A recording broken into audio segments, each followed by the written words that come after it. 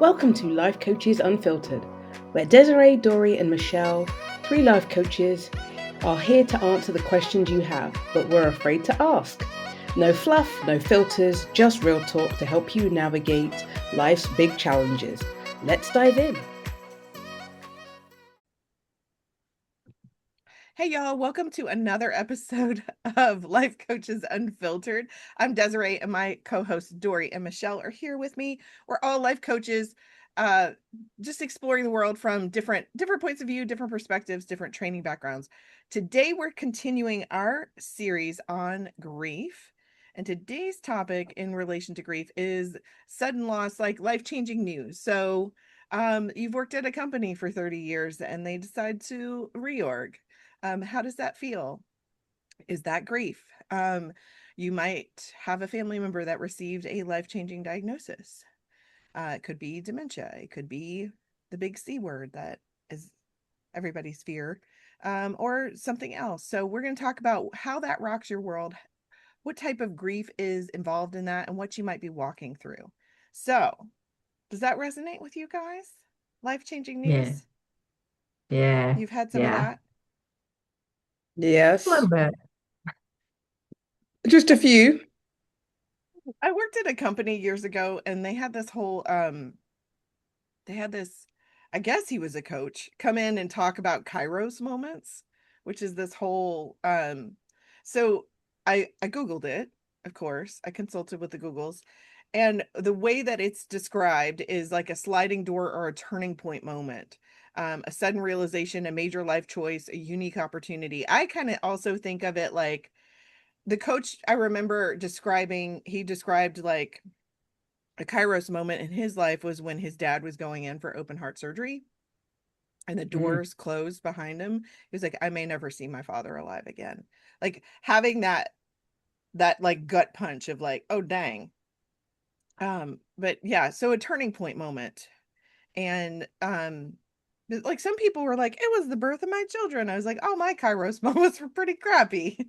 Like my mom telling us that my parents were getting divorced, like those things. Um, where you realize that the world as you see it is no longer, if that makes sense. Yeah, yeah. It's I always looked at them as, I love what is that? The poem where it's like, I stopped and there was I could turn there was two forks in the road and anyway, I I just took the totally path like less traveled. thank you. To me, that is a very it's so bad this morning. I gotta get it going, gotta get going. The hamsters in there are like just like going da-dunk, da-dunk. Um, it is like those moments where you're standing at the crossroads or at the turn, and it doesn't necessarily, sometimes you're just kind of forced down that path too. But definitely there's a grieving process with change of it, especially the kind that's not good.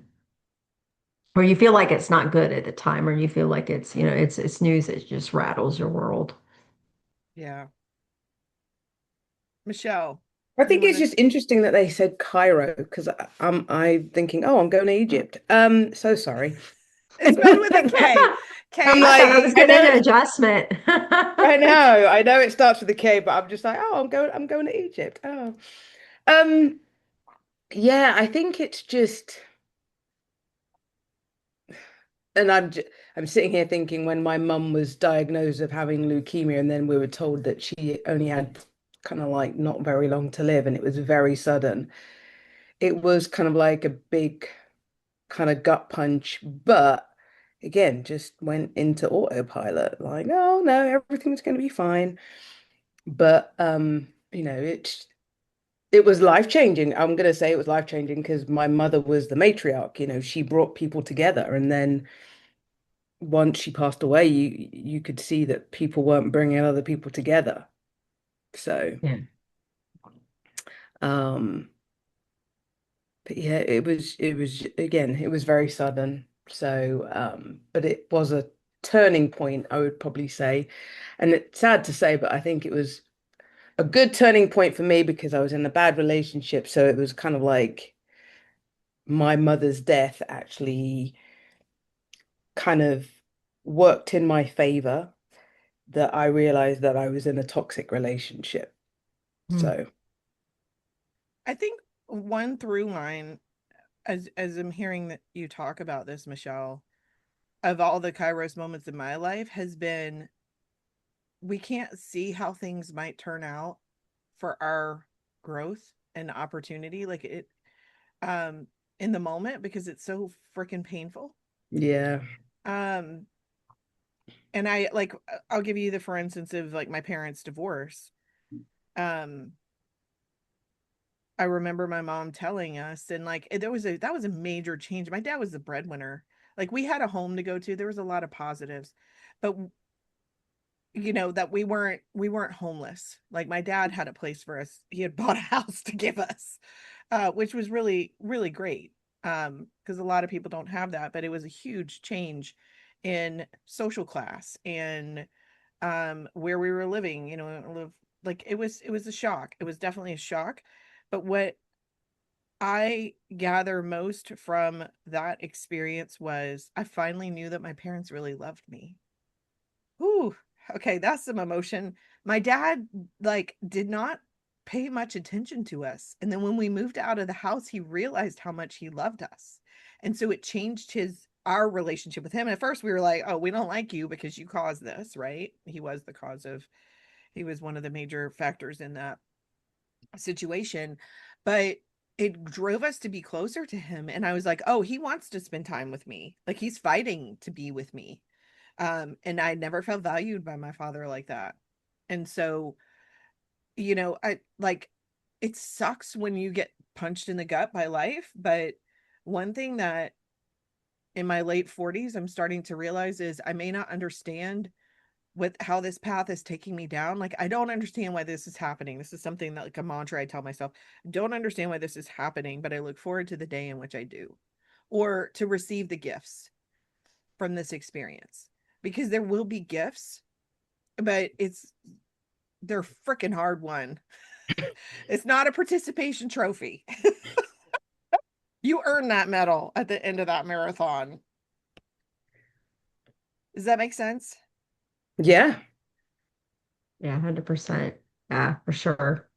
And it doesn't, we talked a little bit about like, what it's like to be a child and divorce. I don't remember that stuff very much. I mean, I remember the different step parents I had and things like that. I do remember being a kid that had one of my favorite stepmoms, and I remember that, like, going back to my dad's house and asking where she was, and she doesn't live here anymore. And that was, for me as a little kid, that was, looking back on now and that we're talking about this, that was life-changing news for me, because she was someone, after coming off some of my parents' other relationships that were not good, having that in my life and her stability and her love. Oh my gosh, she loved me so much, which I have an amazing stepmom now. So I love her so, so much. But, it was, for me, that was life-changing news, because like this love that I'd started to get for this woman was now like gone. And then recovering from that, of just not being there anymore. So I didn't even think about that until now. I was thinking more of like my job situation of being, at a startup company, and how exciting was that, like being a part of a startup. And I've spent over 25 years in software. So I was in quality assurance younger in my career at a startup company, walking in, excuse me, for payday. And they sat us all down and said, "Well, we have bad news. We're closing the company down. And by the way, we can't pay you for the last 2 weeks of work. Um, and so turn in your laptop, you're done." And that was very life changing in that moment of, like, being a sole provider for myself, and then walking in and finding, not only have I lost my job, but I don't have 2 weeks of pay that I was, I Same didn't thing have with, anybody else to go back on. Luckily for myself in that time, I had created a little bit of a nest egg and had already started kind of seeing some writing on the wall and had started reaching out to people and things like that. But it was still devastating, like news in that moment. And just, it was fun. It was so much fun. Y'all, I could take my dog to work. It was so much fun. It was a really cool environment. And that was, it was heartbreaking for me to have like to lose that. yeah, I would say the same thing. Being a teacher, it's kind of like, I mean, you have to really be a shit teacher for the school to say to turn around and say goodbye like mid-year or during the school year. But at the end of the year, you can hand in your notice. But the fact that going from teaching, where I, left the school and joined another school and everything, and then going into corporate and then being told that your job is being eliminated, I was devastated because I'm just like, hold on a minute. I've never experienced this before. Like I've never had someone tell me you've got to go. I've always left on my own accord, to just, so that was a whole like, but why me? But why me? Why are you picking me? My scores are pretty good. I've had a good performance review at the end of the year, and you're picking me. And then, yeah, it was, I kind of feel like I was, I'll say the American version, the faucet. I was going hot, cold, hot, cold, hot, cold, with the whole emotion. Like, I can't believe they picked me. Wow, motherfuckers. Can't believe that, that's their loss. And so I just kept on going back and forth, and it was crazy for a good month. I would say probably a month and a half of me just in disbelief that someone could just get rid of me like that. I think Mm. that's a really great point because there's a lot of grief involved in this, and people, when people are like, "What do you do?" and I'm like, "Work with people in grief," and they're, well, I haven't had that in my life. I'm like, well, yeah, you probably have. You just didn't recognize what it was. It's a different. In some ways, it's similar. It's sometimes yes, sometimes no, right? Like sometimes yes, it's similar to losing a loved one in that Mhm. you have this shock to the system and you're like, what the hell is going on? So like when my mom was diagnosed with ALS, I had the waking up every day. I had a bad dream. My mom was diagnosed with ALS. Oh shit, that's true. Right? So like when I was getting divorced, like I had some very shocking news that came to me that I knew that my marriage was over.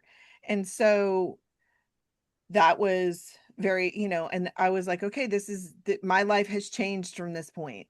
There's a lack of trust. There's, there, like, I was like, nope, this is changing for me. This is changing the situation for me. So you have that shock to the system, but you have the hot cold, because it's not as final as this person's never coming back. They're gone. You have Mhm. this mix of emotions, like, and we'll talk about divorce in length in the next episode, but I tell people, like, when you are going through a divorce, it is a decision you make over and over again. And like when you're going through a job loss, I've been laid off twice. And then had like contracts end abruptly. And I'm like, what the hell was happening? Right. And very confusing.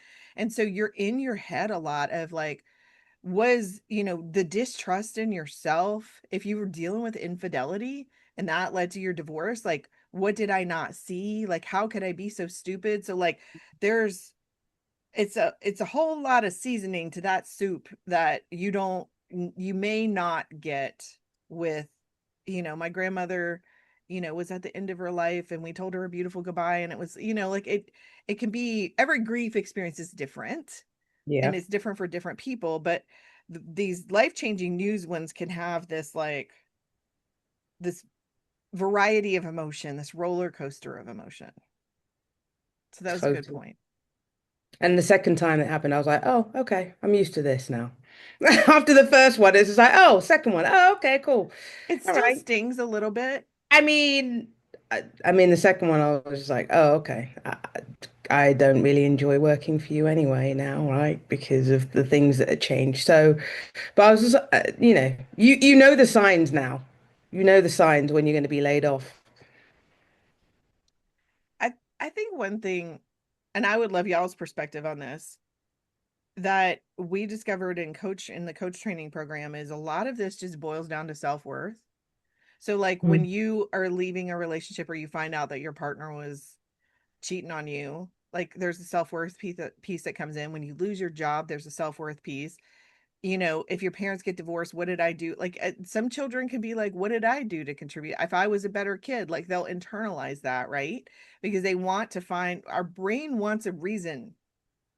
We want to make sense of it. And Yeah. sometimes it doesn't make sense in the moment. Yeah. Yeah.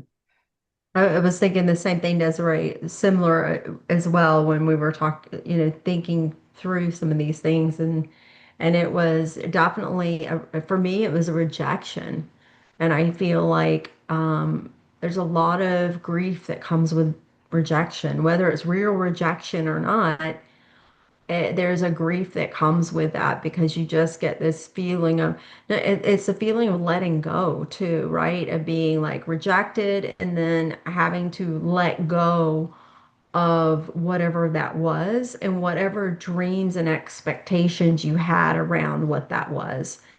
And I think that that's the hardest for me these types of situation as you are going along a path and you have sort of these goals and this idea for yourself of how your life is going to be, and something rips the rug right out from under you and changes that vision and that goal. You have to grieve the loss of what that dream was, and then you take with it the feelings of how you feel about it, how you're internalizing it, and how you're viewing it from your own world. And like for me, it is like a rejection. It is a just that feeling of man, or guilt or shame. All these like bad feelings that come around that feeling of just that dream is now no longer there. And then the just, oh shoot, I got to recoup now, and I got to get my grounding, and I got to figure out like now what now, and so there you have that unknown now. The certainty, quote unquote, is gone, and now what have I got to do to like create some sort of other new path forward? And that's where I think a lot of people also kind of lose themselves as well. And a lot of people get stuck. I don't know about y'all from a coaching perspective. That's where I think we see a lot of things as people are getting ready for these life transitions or something is happening and they can't. I know, Michelle, like you, for like the young adults, right? It's time to get into a new job. You're graduating. For me, it's working with men now, in more of that space. It's my spouse is no longer happy with me. My job is no longer working for me. And these types of different, things. But when you've got the news and you don't have that choice, it can be even worse. Yeah. The first time I heard about the grief around the loss of a dream was in Al-Anon. And I think that that is a lot of grief that family members have when they're dealing with someone in alcoholism or active addiction, that they have this hope in their heart that things are going to be different, or things that would have been different. And that that is a real grief. I mean, when you get a major medical diagnosis, you might have had plans to travel the world when you were, next year, and like that's, then your health needs to take a priority and you might need to put that on hold. And so you're grieving all of the things that you had planned, that life just said, you're going to exit the interstate right here and you're going to take a back road. And sometimes you're like, I don't want to drive on this pothole mess, of a road, and you, but you don't get a choice. No, Mhm. certainly don't. Because Yes. I thought, whilst I was in that corporate job, I was like, oh yeah, I can ride this out for like, 10 years or something. And, you know, nope. So sorry, you're gonna do 5. And as you said, get off the interstate. And then it was like, well, what do I do next?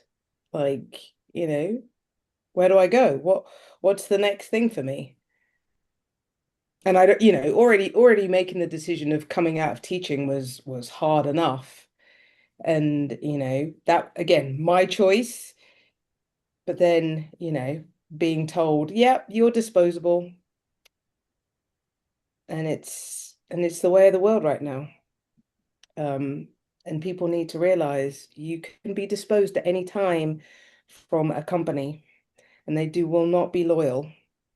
And make sure that you have plan B, C, D, E, as well as Z. I think one of the And things that, Michelle on speed dial. yeah, the Seriously. the um the faith in myself to figure things out is priceless. And you Hmm. get that Yeah. when you have a gut punch and you have to figure things out. It exercises or builds this resilience in yourself of in the trust that like I can figure this out. Um and so yeah, I that would be my wish is for people listening to this is okay, yeah, you might get that gut punch of like losing your job, but know that you know how to network, you know how to find a job, you know how to, make your resources stretch further, you know how to creatively problem solve. A lot of like caregiving for my mom during ALS was just creatively problem solving. It's like this shit's so absurd that like what is the absurd solution that we can find? Right? And sometimes it was like, well, I mean, it's kind of like when you have an engineering problem and you're like, what's the most absurd thing that I could think of to fix this? And then you actually stumble upon a decent solution. Um, because, what do you got to lose at some point? Yeah. But we I walked, found like, go oh, ahead. sorry. I was going to say, I have found that also you in these moments is where you also find your talents and your skills that you didn't even know that you had, or the ones that you think that don't apply like to this situation. Like right now, my stepfather is not well, and we've been making plans about what's his next step as far as going into, does he go into long-term care? Does he need to come home and have 24 by 7 support? What does all of that look like? And I've actually been able to translate my project management skills from my software world into this and be able to parlay that to help my mother with this life-changing news, because this is changing her life as well. It's really, really changing. They were building a house and going to have this house together, and now we don't even know if he's going to be able to go into this house that's they're going to be closing on soon. So how do I like take my skill set in that manner? My brother, we were actually this is kind of funny. We were on a conference call last night with my stepdad's sons and my brother and my mom. And we got off the call and my brother called. He goes, wait, a project manager that call, Doree. It's like you were like it was like a business call. You were like, okay, so what are our next steps and what is it we need to do? But for me to be able to take the emotion out sometimes and be able to step back and go, what do we need to do to handle this situation? And then I can allow my emotions to catch up later. I do cry when I talk to him. I cry when so I am handling the emotional side of this, but it'd be allowing sometimes in these moments when you get life-changing news to just kind of allow your natural abilities to kind of watch them kind of shift into gear. And I've got one other thing. I'm sorry, y'all. I'm like da da da da this morning, but one of the things I was also thinking of, Desiree, when you were saying this, I know we've already talked about grief of like when you're losing a loved one, but when Ken died, I would say to people, I'm going to be okay. And then I realized I changed the narrative and I changed what I said because I started looking back at my life and I said, I've always been okay. Even when I didn't think I was okay, I'm still here. So I must be doing something right, right? I'm still alive. I'm still breathing. So I changed the narrative and said, I've always been okay. I am okay, and I will be okay. All is well. I am well. All will always be well. And I changed that narrative of how I was saying that because I knew I could look back on my past and go, I'm a survivor. I'm a resilient person, and everything is going to work out, and it's going to work out in my favor. It's just sometimes I know when you're people that are probably going through life-changing news right now are probably going, Dory, you're full of shit. You don't understand what I'm going through, and I haven't been through everything in my life, but y'all have been through a lot of stuff. But to be able in those, just if you can hold on to that little bit of it's you're here, and whatever it is that the news is being able to just go, there's the I can do this. I can do this. Sorry.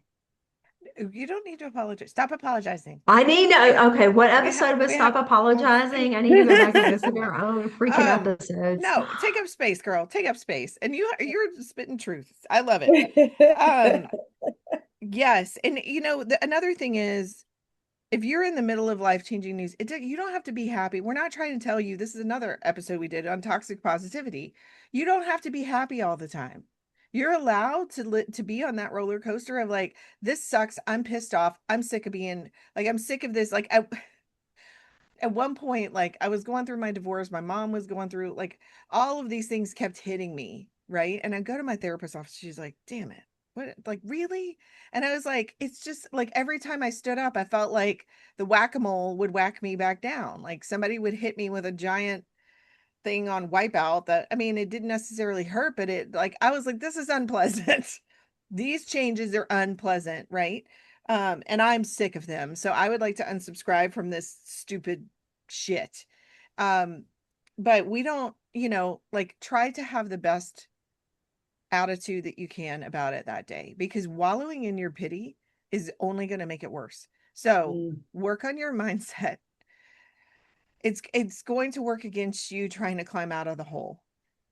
And Mhm. so I'm not saying you have to be happy all the time. What I am saying is acknowledge where you are. Try to express those emotions through journaling or whatever. Talking, like, if you talking to friends is awesome, but if you're just rehashing the same shit all the time, that's probably not helping you. So recognize, you can say a lot of words, but how are you feeling um when you're talking about this? Get a therapist. And if your therapy sessions are just rehashing the same crap over and over again, like, Get a have a new conversation with your therapist. get a new therapist. Yeah, like yeah. So Call like, Desiree on speed dial. Nice.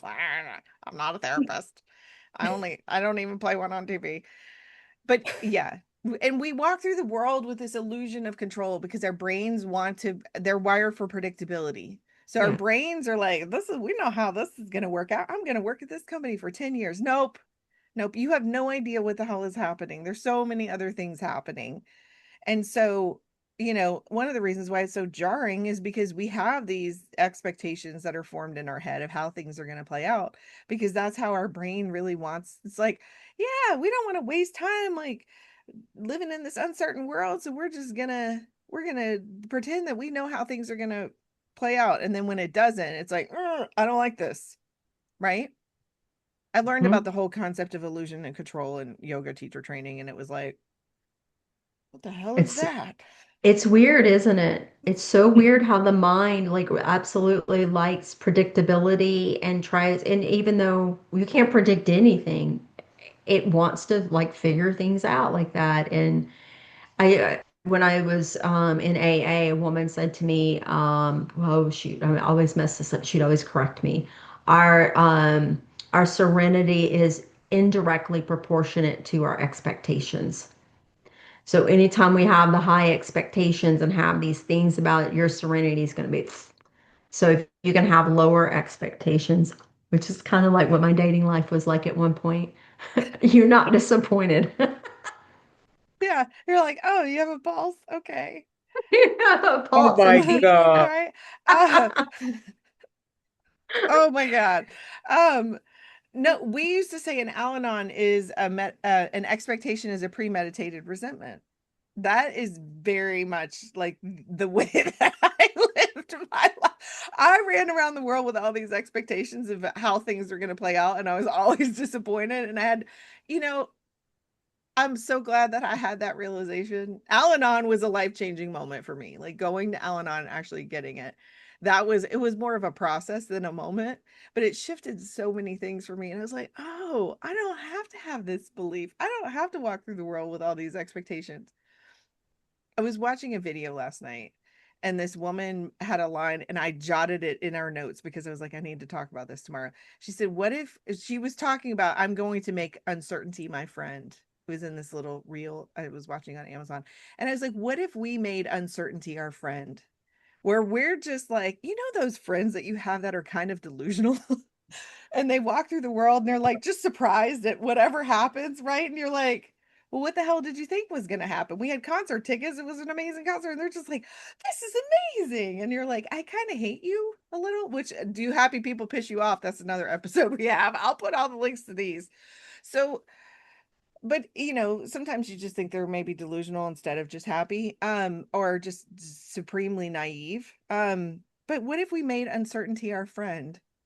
And we were just like, okay, I got this life-changing news, but I don't I'm in the roller coaster and I hate roller coasters, but I have my safety bar on and we're just gonna do the best with what's coming at us, right?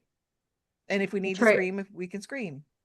I tell my clients, if you can look at the world from a more of a child's like view of things where you're curious, being more curious about life and more curious about like even life-changing news, become curious about it and go, I wonder like what adventure is before me now, and look at it as sort of that instead of like it's gonna. And again, news about your health and things like that, I understand is is hard, and it may be hard to look at some of these things from that. And again, you may be like, oh, Dory. But at the same time, the times that I have been able to like change my viewpoint and go, oh, wait a minute. Let me get curious about what this is and let me look at this as sort of an adventure. Things become a little bit more clear and a little bit more certain in an uncertain way. Does that make sense? I Maybe mean, not. the thing that's certain to me is Yeah, that I figure it out. Everything is figure outable. I Yeah. forgot I think that's figure Maurice outable. Aurelio. Yeah, everything is figure outable. I think it's There's Maurice always an Aurelio. answer. There, There's always multiple answers and and you might not like possibilities. the answer. That's Sometimes you true. might not like the answer. Re- Huh? I was just like, really? Mhm. Really? No, I think I feel like I was in that realm of I need the certain I would say that in my 20s. Like I would freak out when anything would go wrong. Anything. I was an absolute nervous wreck because I wanted that certainty and things had to go a certain way. And again, I probably, let's just put a title on it. I was probably a little bit of a perfectionist, you know. Dory. If it wasn't perfect, I wasn't gonna do it. But I mean, yeah, I would go crazy. It's like it's supposed to go this way. It's supposed to go this way.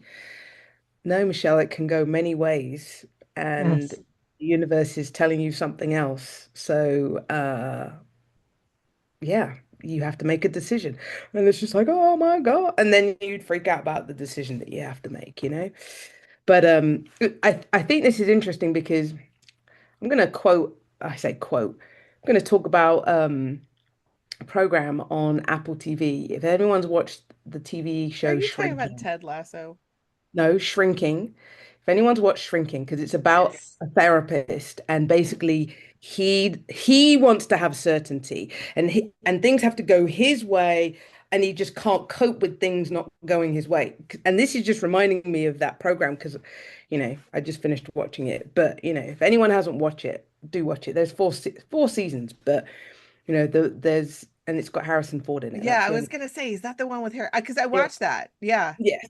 And so, one of the therapists, he has things have to go a certain way.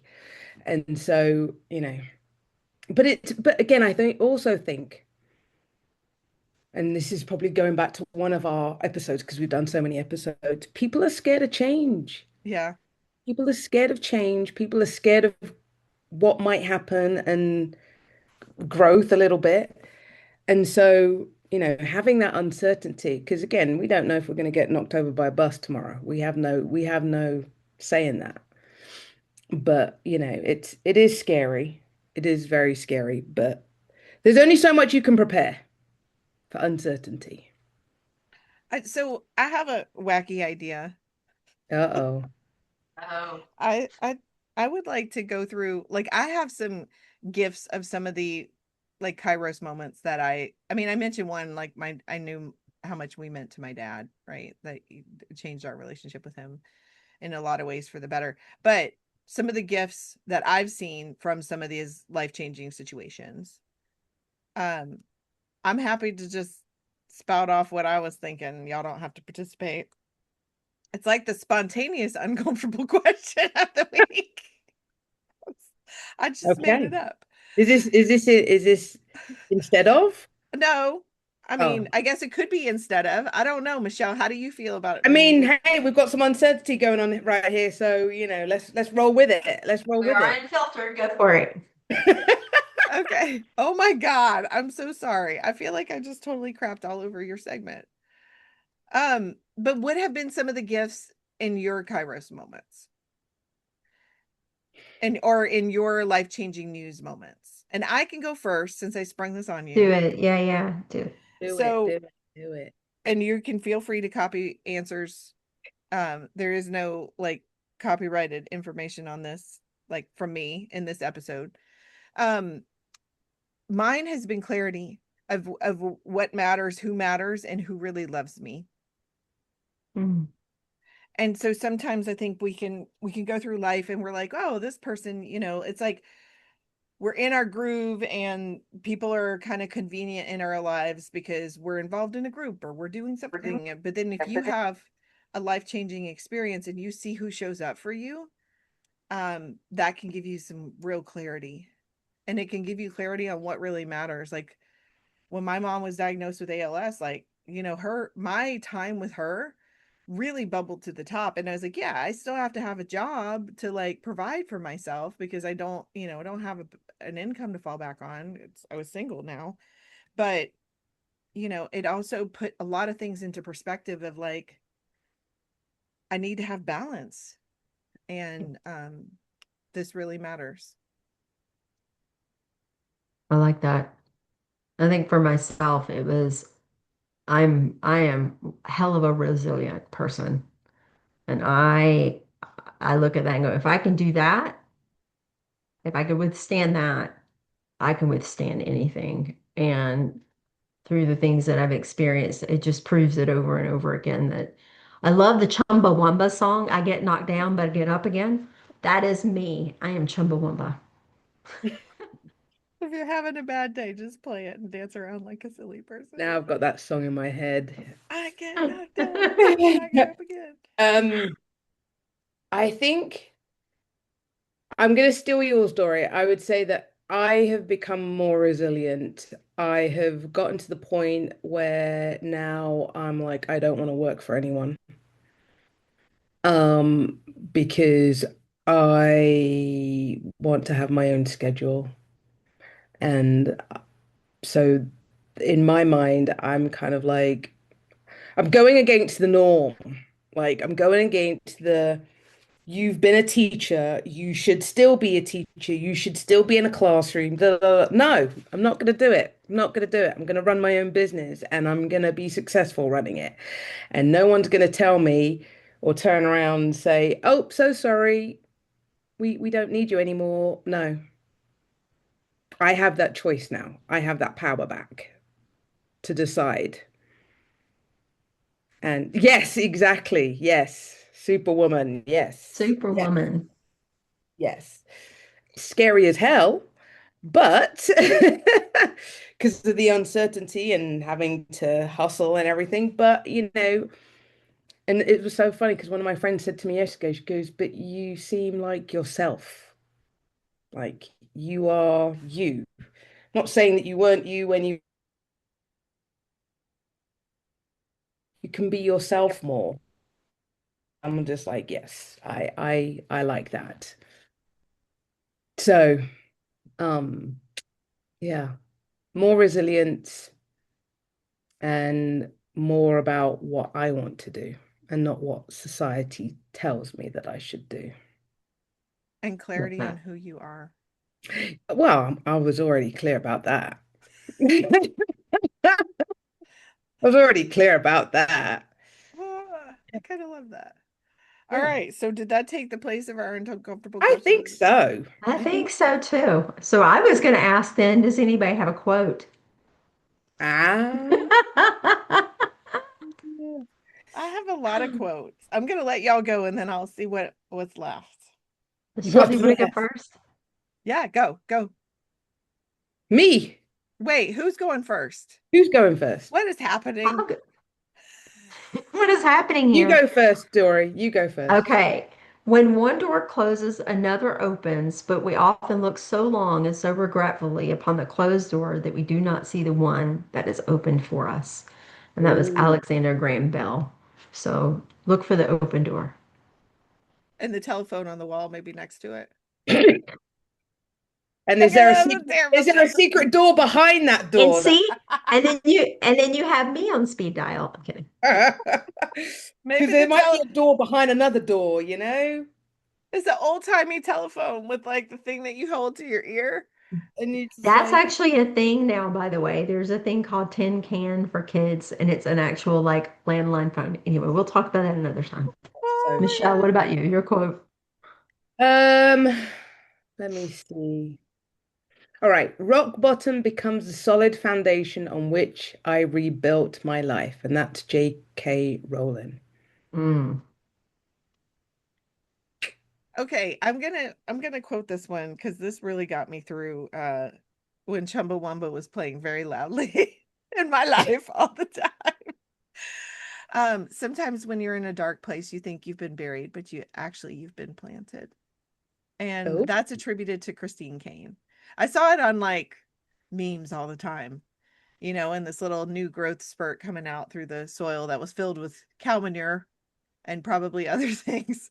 Um, but yeah, so what is being planted in you if you're going through this? All right, Dory, you want to talk about what's next? What's Yeah. next? So we're going to be wrapping up sort of this whole thing around grieving and that sort of thing, but we're going to be talking about the big D.